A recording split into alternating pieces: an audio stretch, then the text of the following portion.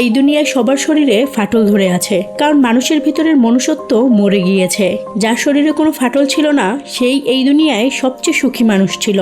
একদিন এই মেয়ে একটি হার্টের পেন্টিং বানায়, কিন্তু সকল বাচ্চারা তাকে নিয়ে মজা করে, যার ফলে মেয়ের হাতে ফাটল ধরতে শুরু করে। মেয়েটি ভয়ের চোটে সেখান থেকে পালিয়ে যায়, কিন্তু তখন একটি দোকানের উজ্জ্বল আলোতে ঝকমক করা উপহার মেয়েটির মনোযোগ কেড়ে নেয়। মেয়েটি যখনই ওই উপহারটিকে ছুঁতে যায়, দোকানদার তাকে বকে সেখান থেকে তাড়িয়ে দেয়, যার কারণে মেয়েটির মুখেও ফাটল ধরতে শুরু করে। মেয়েটি বাড়ি গিয়ে তার মা বাবাকে ওই পেন্টিংটি দেখায়, কিন্তু তারা এটিকে ফালতু ভেবে ইগনোর করে।